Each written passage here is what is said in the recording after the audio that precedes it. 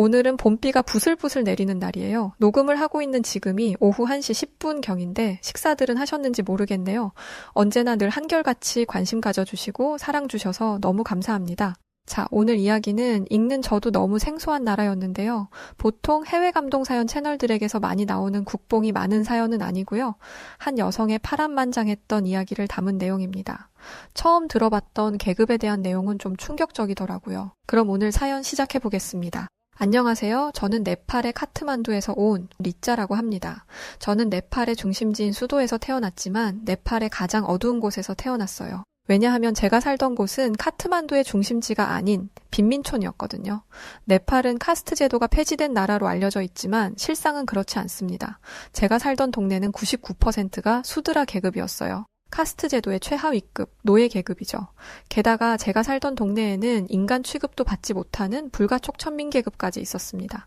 수드라는 그래도 인간이라고 카스트 제도에 끼워주기라도 하는데 불가촉 천민들은 인간이 아니라서 카스트 제도에도 끼지 못했어요. 짐승보다 못한 취급을 받는 것이죠. 게다가 자기보다 높은 계급의 사람이 쓰던 찻잔을 만졌다고 어린아이를 해친 끔찍한 사건도 있었습니다. 이제 제가 어떤 곳에서 살았는지 조금은 감이 오시나요? 이렇게 사연을 쓰는 지금은 카스트 제도라는 신분제가 얼마나 끔찍한 풍습인지 알고 있지만 네팔에서 살 때는 이게 문제라는 생각도 못했습니다. 다 그렇게 살고 있으니까요. 높은 신분의 사람들은 볼 일도 없고 고개를 들어볼 수도 없으니 이렇게 사는 게 당연하다고 생각했습니다. 인간이라면 교육의 기회를 누려야 한다고 하는데 네팔 정부는 저같이 미천한 수드라 계급에게는 그 기회를 주고 싶어 하지 않았습니다. 그나마 다행인 점은 다른 나라에게 보여주기 식으로 학교를 하나 운영했는데 제가 운 좋게 그 학교에 다닐 수 있었다는 것이었어요. 물론 그것도 초등학교 4학년이 되기 전에 학교를 그만둬야 했지만요. 저뿐만 아니라 모든 여자아이들은 일찍이 학교에서 나와야 했습니다. 시집을 갈 준비를 해야 했거든요. 중학생도 안 되는 나이에 무슨 결혼이냐 싶으시겠지만 네팔은 카스트 제도가 있는 것도 모자라서 조혼 제도까지 여전합니다. 물론 대외적으로는 조혼이 금지되었죠. 하지만 저희처럼 힘없는 노예 계급은 조혼을 피할 수가 없었습니다. 어릴수록 값을 많이 쳐줬기 때문에 부모들은 최대한 빨리 시집을 보내려고 했고 저는 초경을 해야 시집을 보낼 수 있다는 이유로 초경을 빠르게 만드는 이상한 약까지 먹어야 했어요. 과학적인 근거도 없고 효과도 없는 미신적인 무엇이었습니다. 저는 15살이 되던 해에 시집을 가기로 결정되었어요. 지금은 제가 한국에 살고 있는데 최근에 친구들도 많이 사귈 수 있었고 제 또래 친구들 중에 시집을 가는 친구들도 있었어요. 그래서 처음 한국에 와서 결혼식을 참석해 본 적이 있는데 신부의 부모님은 신부를 보며 눈물을 흘리시더라고요. 그 모습이 너무 이상하게 느껴졌습니다. 딸을 시집 보내면 기뻐해야 하는 게 당연하잖아요. 한국 신부들은 네팔처럼 어딘가로 팔려가는 것도 아닐 텐데 왜 저렇게 우는 건가 싶었습니다. 그러자 저와 함께 결혼식을 갔던 한국인 친구는 자식이 부모의 품을 떠나서 새로운 가정을 꾸리는 것은 기쁜 일이지만 작디자 같던 그 아이가 장성해서 결혼을 한다니 아쉬운 마음이 들어 저렇게 눈물을 흘리는 것일 거다라고 말해 주었습니다. 다시 저의 지난 과거로 거슬러 올라가 보면 네팔에서는 한국과는 정반대였어요. 제 부모님은 저의 결혼이 정해지던 날 기뻐하며 술을 마셨거든요. 저와 결혼을 하겠다는 남자에게 받은 돈으로 산 술이었습니다. 평소엔 비싸서 먹지도 못하는 술을 원 없이 마셨으니 얼마나 기뻤겠어요. 네팔에서 이런 일은 흔했습니다. 부모 세대도 이렇게 살았으니 자식들도 이렇게 사는 게 당연했죠. 무엇이 옳고 그른지 교육도 받지 못하니 네팔의 현실은 앞으로도 어두울 것이고 힘 있는 자들은 자신들의 권력을 유지하고 싶어 할 테니 교육을 발전시키기 위한 노력도 하지 않을 것입니다. 이런 상황 속에서 저는 15살이 되었고 저보다 20살이나 많은 35살 남자에게 시집을 가는 날이 코앞으로 성큼 다가왔어요. 그 남자에게는 이미 2명의 아내가 있었고 저는 3번째 첩으로 들어가는 것이었습니다. 제 아버지 뻘되는 남자에게 시집을 가다니 뒤숭숭한 마음이 들었지만 모든 것을 체념하고 있는데 누군가가 조용히 제 방으로 들어왔습니다. 신부만 쓸 수 있는 방이었죠. 저를 찾아온 사람은 바로 저의 언니였어요. 언니는 지금 당장 옷을 갈아입고 밖으로 나가자고 했습니다. 당장 내일이 결혼식인데 무슨 말을 하는 거냐 물어보았더니 언니는 지금 도망가지 않으면 앞으로는 기회가 없을 것이라고 말했어요. 도망이라니 상상해 본 적도 없었던 상황이었습니다. 언니는 제가 머뭇거리자 제 옷을 갈아입히더니 조용히 창문을 넘어 저와 함께 도망을 쳤어요. 판자를 세워 그 아래에서 자고 있는 사람들을 조심스럽게 넘어가고 나니 어느새 사람들이 사는 곳과 꽤 멀어져 있었습니다. 그리고 어느새 동이 트고 있었죠. 그러자 언니는 제 손을 붙잡고 있던 손에 힘을 주더니 미친 듯이 뛰기 시작했습니다. 저는 언니를 큰 소리로 부르며 도대체 왜 이러냐고 울부짖었죠. 언니는 한참 후에야 멈췄습니다. 땀이 비 오듯 쏟아졌고 옷까지도 다 젖어버렸죠. 언니, 도대체 이게 뭐 하는 거야? 언니의 팔을 뿌리치며 말했습니다. 그러자 언니는 제 팔을 단단히 잡고 단호한 눈빛을 한 채 이 길을 쭉 따라서 걸어가라 말했어요. 한나절을 쉬지 않고 걷다 보면 사람들이 나올 텐데 거기를 가면 외국인이 하는 학교가 있을 거라고, 거기로 가라고 했습니다. 도대체 왜 이러나 싶어 언니에게 화를 내렸는데 언니의 표정을 보니 그럴 수가 없었어요. 언니는 울음을 참느라 입술을 깨물고 있었는데 얼마나 세게 깨물었는지 입술에서는 피가 흐르고 있었습니다. 끝까지 눈물 한 방울 흘리지 않던 언니는 제 등을 떠밀면서 너는 나처럼 살지 말라고? 우리가 보면서 자란 이 세상의 다가 아니라는 걸 꼭 깨달으라고, 이렇게 도망치고 나면 절대 이곳에는 발도 들이지 말라고 말했어요. 저는 언니가 걱정되었습니다. 제가 도망쳤다는 게 들통나면 언니가 무슨 꼴을 당할지 모르는 게 아니었어요. 그래서 절대 못 간다며 발버둥 쳤지만 언니는 기어이 저를 떠나보냈습니다. 언니는 제가 시야에서 사라질 때까지 한참 동안 저를 바라보고 있었어요. 저는 하염없이 걸었습니다. 언니가 꼭 깨달으라 했던 세상이 무엇인지는 모르겠지만 언니의 말대로 꼭 그것을 보고야 말겠다 다짐하면서요. 점점 주변의 풍경이 달라지더니 사람들이 오고 다니는 도심이 보였습니다. 그때를 생각해보면 얼마나 걸었던지 한 발 한 발 앞으로 나가는 것도 버거웠을 만큼 힘들었던 기억이 생생합니다. 그때 어떤 사람이 제 옆으로 다가왔어요. 저는 그 사람의 얼굴을 볼 생각도 못하고 그 앞에 무릎을 꿇고 엎드렸습니다. 그리고 애원했어요. 제발 살려달라고, 조그마한 은혜라도 베풀어 주신다면 시키는 일은 무엇이라도 하겠다면서요. 하지만 그 사람의 대답은 듣지 못했습니다. 탈진 상태였기 때문에 곧장 쓰러져 버렸거든요. 제가 눈을 뜬 곳은 누군가의 가정집이었습니다. 제가 신음소리를 내자 누군가가 들어왔는데 저는 그 사람을 보고 깜짝 놀랐습니다. 네팔 사람이 아니었거든요. 알고 보니 제가 발 아래에 엎드려서 애원한 사람이 바로 이 외국인이었습니다. 외국 사람을 본 적이 없었던 저는 눈알만 대굴대굴 굴리고 있었는데 그 사람은 유창한 네팔어로 말을 걸어왔습니다. 자기는 한국이라는 나라에서 온 사람인데 네팔에서 여자아이들을 위한 학교를 운영하고 있다고 하더라고요. 그때 만난 한국인 선생님으로 인해서 지금은 한국에서 살게 된 계기가 되었기도 했었어요. 한국인 선생님은 저의 사정을 알고는 저를 학교에서 함께 하자고 하셨지만 저는 학교에 다닐 돈이 없다고 말했습니다. 그러자 그 한국인은 그런 걱정하기 전에 우선 씻고 밥부터 먹는 게 어떻겠냐고 제안했어요. 저는 염치도 없이 배부르게 밥을 먹고 씻기까지 했습니다. 게다가 그 사람이 준 옷으로 갈아입기까지 했죠. 그 옷은 제가 평생 입은 옷 중에서 가장 좋은 옷이었습니다. 결혼 준비를 하며 입었던 신부 옷보다도 훨씬 좋았어요. 알고 보니 그 학교에는 저 같은 아이들이 많았습니다. 팔려갔다가 구출되어서 온 아이, 저처럼 결혼이 하기 싫어서 도망쳐온 아이, 부모를 잃고 방황하던 중에 들어온 아이 등등 기구한 사연을 가진 아이들이 많았습니다. 하지만 그곳은 무엇이 그리 재미있는지 한국인 선생님이 세운 학교에서 공부도 하고 행복한 시간을 보내고 있었고 저 또한 그렇게 적응했습니다. 그러던 어느 날 아침, 학교가 평소와 달리 부산스러웠습니다. 선생님 한 분은 몰려있는 아이들을 건물 안으로 들여보내고 있었고 다른 선생님은 정문 앞에서 경찰들과 대화를 나누고 있었어요. 경찰이 오는 일은 꽤 흔했습니다.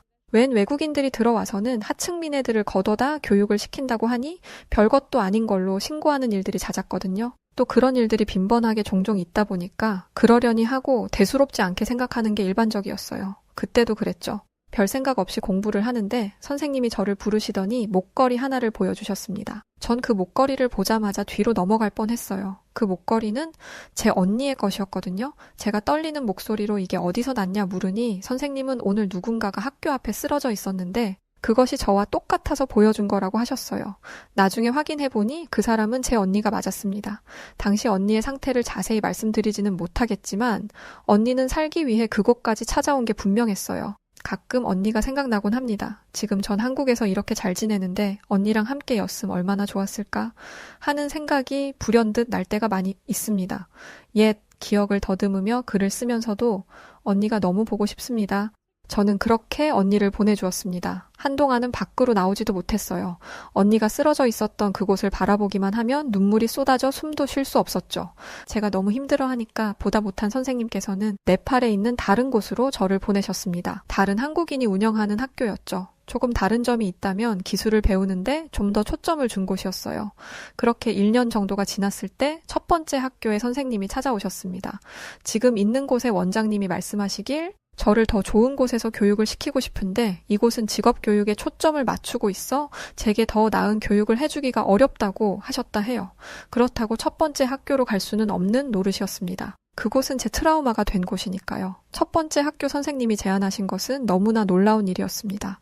저는 제 귀를 의심했어요. 선생님은 제게 한국으로 가서 공부를 하는 게 어떻겠냐 말씀하셨거든요. 그 선생님도 저와 비슷한 일을 겪으셨다더라고요. 하나뿐인 동생을 교통사고로 잃었던 적이 있는데 늘 그게 가슴에 매여 있었던 모양이에요. 어린 나이 부모와 이별하고 저를 구해준 언니마저 제가 잃었던 아이라는 생각이 유독 저에게 마음이 많이 쓰이셨고 다른 아이들과는 조금 다르게 친딸처럼 아껴주셨습니다. 비록 한국어는 선생님에게 배운 간단한 인사뿐이었지만 저는 한국으로 가겠다고, 꼭 가고 싶다고 말씀드렸습니다. 어린 시절 저를 구해줬던 그 한국인 선생님 덕분에 수드라 계급의 하층민 소녀가 네팔을 떠나 한국이라는 선생님의 나라로 갈 수 있게 된 것이었고 그때 당시에 손까지 떨렸을 만큼 뭔가 모르게 저며왔던 마음이 기억이 납니다. 그런데요, 한국인 선생님과 함께 한국으로 가기로 했었는데 선생님과 한국행에 같이 오르지 못했었어요.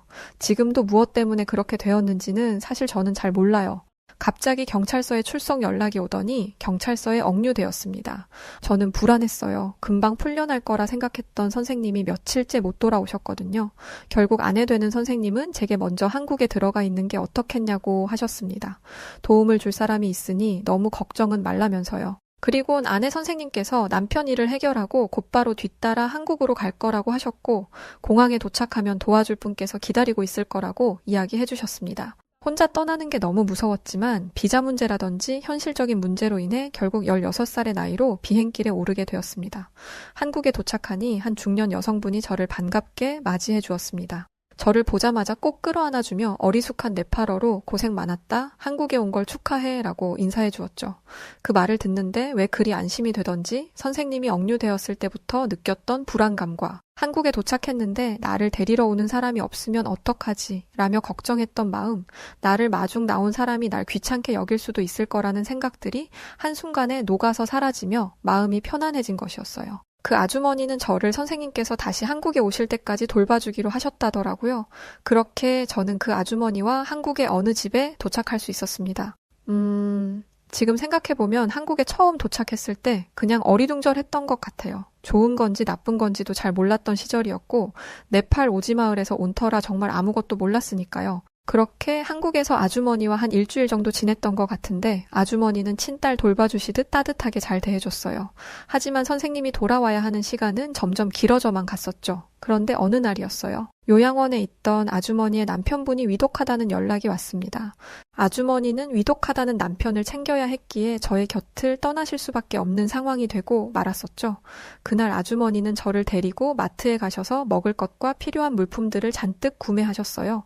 그렇게 전 낯선 한국 땅에서 다른 사람의 집에 혼자 지내게 되었습니다. 혼자 지내게 된 지 이틀째였을 거예요. 처음 보는 낯선 할아버지가 제가 있는 곳에 찾아왔었습니다. 저는 문을 두드리는 소리에 당연히 아주머니인 줄 알았어요. 제가 걱정이 돼서 다시 돌아왔거나 한 줄 알았거든요. 근데 처음 보는 할아버지가 서 있었으니 아마 당시에 엄청 겁을 먹어서 무서웠던 기억이 납니다. 할아버지는 자신이 제가 있는 집의 주인이라고 말씀하셨었어요. 알고 보니 제가 지내고 있던 한국의 한 빌라가 그 할아버지 소유의 건물이었죠. 근데 태어날 때부터 자라왔던 네팔에서의 기억이 다시금 새록새록 생기면서 다시 네팔에서 지냈던 어린 시절의 그때로 먼 타지인 한국에서 경험하게 되는 줄 알았습니다. 제게 떨떠름하게 인사를 건넨 집주인 할아버지는 그 다음 날부터 하루에 3번씩, 많으면 5번씩도 찾아왔습니다. 청소는 잘하고 있냐, 집에 누구 데려온 적은 없냐, 밥은 해먹고 사는 거냐 등등 별의 별걸 다 물어보시더라고요. 제가 어떻게 사는지 일거수일투족을 다 알고 싶다는 것, 마냥 엄청나게 사소한 것까지 캐묻곤 하셨습니다. 당시에는 한국어를 못 알아들었으니 당연히 소통에 문제가 있었습니다. 집주인 할아버지는 귀찮지도 않으신지 저 질문들을 번역해서 핸드폰에 저장을 한 뒤에 그걸 틀어서 제게 들려주었습니다. 무서움에 계속 네팔에서의 트라우마가 떠올랐어요. 네팔에서도 비슷한 경험을 해본 적이 있었기 때문이었죠. 당시에 저와 결혼할 남자의 부모였는데 제가 어디서 무슨 짓을 하는지 모른다며 누구를 만나고 다니는지 사사건건이 간섭했었고, 결혼해서 집안일은 잘할 것 같은지, 나가서 돈은 잘 벌 것 같은지를 알기 위해 청소는 어떻게 하는지 저희 집에 쳐들어와서 감시하기까지 했습니다. 심지어는 자식을 잘 낳을 수 있는지도 확인해 보겠다며 수치스러운 일까지도 서슴지 않았죠. 그렇다 보니 집주인 할아버지가 매일 같이 저를 찾아오는 게 미치도록 싫으면서도 무서웠습니다. 그 할아버지는 네팔에서 온 낯선 여자아이인 저를 신기해 하시면서도 의심하는 것 같았습니다. 제가 집을 엉망으로 만들고 이상한 사람들을 데려와서 소음을 만들거나 분위기를 해칠 거라고 생각한 것 같아요. 그렇지 않고서야 집안을 기웃거리며 확인하고 오늘 무슨 일 있었던 거 아니지? 라고 질문하는 것을 매일 같이 하지는 않았겠죠. 이뿐만이 아니었습니다. 제가 요리라도 하려고 하면 어떻게 아시고는 바로 찾아와서 집에 불이라도 나면 어쩌려고 가스레인지에 손을 대냐면서 나무라기까지 했어요. 제가 배가 고파서 음식을 해먹으려고 그랬다면서 할아버지께 설명을 드리면 할아버지는 곧장 제 손에 음식을 쥐어주시고는 자리를 떠나셨었습니다. 아는 이도 없어 늘 집에 혼자 지내야 했고 하루에도 수십 번씩 정말 많이 울었어요. 저를 돌봐주시던 아주머니가 너무 보고 싶었고 네팔에서 저를 구해주었던 선생님도 너무 보고 싶었습니다. 하지만 지금 저는 낯선 집에 홀로 지내는 타지의 외국인 소녀였고 그런 제가 있는 곳을 수시로 찾아오는 할아버지까지 이게 현실이었습니다. 쓰러진 남편에게 갔던 아주머니가 매일 같이 집 전화로 연락을 주기는 하셨지만 그분도 네팔어는 전혀 못하시다 보니 이런 상황을 말씀드릴 수가 없었어요. 네, 저는 많이 외로웠고 힘들었었습니다. 밤이 되면 세상을 떠난 언니가 상처투성이가 된 채로 제 꿈에 나타났고 저를 나이 많은 남자에게 시집 보내면서 돈을 받았던 네팔 부모님과 저보다 20살이나 많았던 무섭게 생겼던 당시 예비 남편이 끝도 없이 저를 쫓아오는 악몽 같은 꿈을 꾸기도 했습니다. 그날은 평소보다 더 지독한 꿈을 꾼 날이었어요. 그래서인지 몸에 열이 나고 누워있던 방바닥에서 일어나질 못했었습니다. 그리곤 여느 때와 다름없이 집주인 할아버지가 찾아왔죠.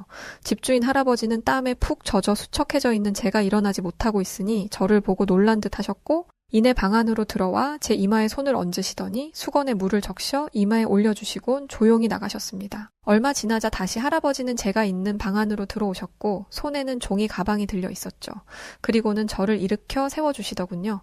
밥상을 펴시고는 그 위에 어떤 음식을 꺼내주셨습니다. 그때는 그게 죽이었다는 걸 몰랐었어요. 지금은 죽을 알지만 말이죠. 숟가락에 죽을 떠서 저에게 한 입씩 주셨고 할아버지께서 이 음식만 먹고 병원에 가보자며 얼른 몇 숟가락이라도 입에 넣어보라고 하셨어요. 항상 할아버지가 무서웠는데 그때 당시에 네팔에서 저를 구해줬던 선생님과 저를 보살펴 주시던 아주머니처럼 따뜻했던 할아버지의 모습에 마음이 차분해지고 위안이 되었던 것 같아요. 그날 이후로도 어김없이 할아버지는 제가 있는 집에 찾아와 항상 잔소리를 하시고 가셨습니다. 청소도 잘하고 다른 사람도 들이지 말고 분리수거 같은 것도 철저히 해야 한다고 했어요.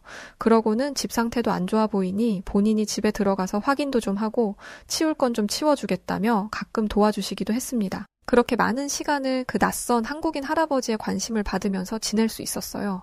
지금 와서 생각해보면 16 네팔 소녀 때부터 만났던 한국인 분들은 하나같이 도움을 주었으면 주었지 저를 이용하려거나 저에게 해를 끼치려는 분들은 만나지 못했던 것 같아요. 할아버지와도 함께 얼굴을 마주하며 보내는 시간들이 길어지니 그 무서웠던 한국인 할아버지와도 가까워져서 가끔 제가 어수룩한 한국말로 농담이라도 건네면 할아버지는 항상 이놈의 자식이 이라면서 제 머리를 꽁하고 쥐어박으셨었던 기억도 납니다. 한국말도 할아버지가 자기 아들 가르칠 때 썼던 공부책이라면서 가져오셔서는 알려주시고는 했었어요. 할아버지 덕분에 한국어도 많이 배울 수 있었고 말이죠. 하루는 제가 할아버지께 왜 한국 사람들은 낯선 사람들을 잘 도와주는 건지 물어봤던 적이 있어요. 그도 그럴 것이 전 항상 한국 분들의 도움만 받으면서 지내왔으니까요. 그러자 할아버지는 이웃이 어떻게 살고 있는지 관심을 가지고 도움을 주는 건 당연한 것이라고 했습니다. 그러면서 한국의 이웃사촌이라는 개념을 알려주었어요. 사촌은 피를 나눈 사람들에게만 쓰는 단어인데 가까이 사는 사람마저도 피를 나눈 가족처럼 생각한다는 뜻으로 이웃사촌이라는 말을 사용한다는 것이었죠. 그러니까 집주인 할아버지께서는 저를 가족처럼 여기고 있었던 것이었습니다. 할아버지의 진짜 마음을 알고 나니 이 세상에 혼자 남은 것처럼 느껴져 외롭고 무서웠던 마음이 편해지는 것을 느꼈습니다. 그날 이후로 할아버지와 함께 한국의 전통시장도 돌아다니고 맛있는 게 길에서 팔거나 하면 항상 할아버지는 저에게 음식을 사 먹이시곤 했었습니다. 할아버지도 제가 많이 이제는 가깝게 생각하셨는지 어딜 가시든 저를 데리고 다니셨어요. 그러면서 물건을 사는 법, 돈을 세는 방법, 꼭 필요한 생필품들을 알려주시고 고향이 그리울 때면 해먹을 수 있게 네팔 음식을 사는 거나 재료를 구할 수 있는 상점을 알아봐 주시기도 하셨죠. 그러던 어느 날 저는 정말 믿기 힘든 순간을 만나게 되었었는데요. 네팔에 억류되었던 선생님이 한국에 귀국하시면서 제가 있던 집으로 한국인 선생님과 아내 선생님께서 오신 것이었어요. 저는 한국인 선생님의 얼굴을 보자마자 뛰어가 안겨 펑펑 울었었습니다.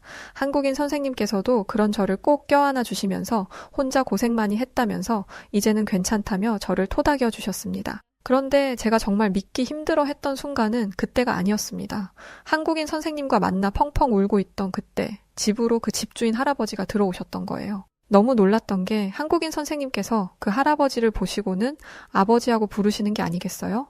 네. 맞아요.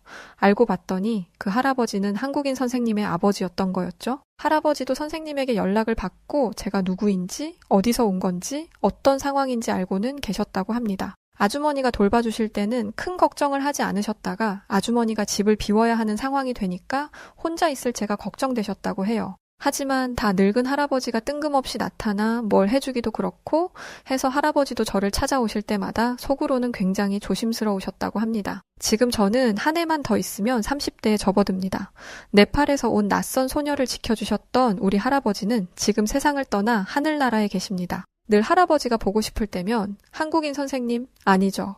저희 아버지와 함께 할아버지가 계신 추모공원에 인사를 드리러 갑니다. 네팔에서 저를 구해주셨던 한국인 선생님과 아내 선생님께서는 지금 저의 아버지와 어머니가 되어주셨어요. 할아버지가 세상을 떠나시기 전까지 얼마나 행복한 삶을 살았는지 모릅니다. 할아버지도 생전 없을 거라고 여겼던 손주딸이 생겼다면서 항상 시장에서 옛날 과자를 사셔서 몰래 주시곤 했었는데 그 모습을 지금 어머니에게 들키는 날이면 항상 엄마에게 혼이 나시기도 했었어요. 왜 그렇게 단 걸 애한테 주냐면서요. 그런데 그러시면서도 항상 우리 할아버지는 달고 맛있는 게 생기시면 늘 저에게 가져다 주시곤 했었습니다. 엄마한테 들켜 할아버지와 제가 혼이 날 때면 할아버지와 저는 손잡고 엄마를 피해 도망가면서 배꼽이 빠져라 웃었던 기억들도 제 머릿속에 고스란히 남아 있습니다. 네, 오늘 사연은 일단 여기까지고요. 네팔 소녀 리짜 씨가 할아버지에게 보내는 짧은 음성 메시지도 함께 보내주셨어요.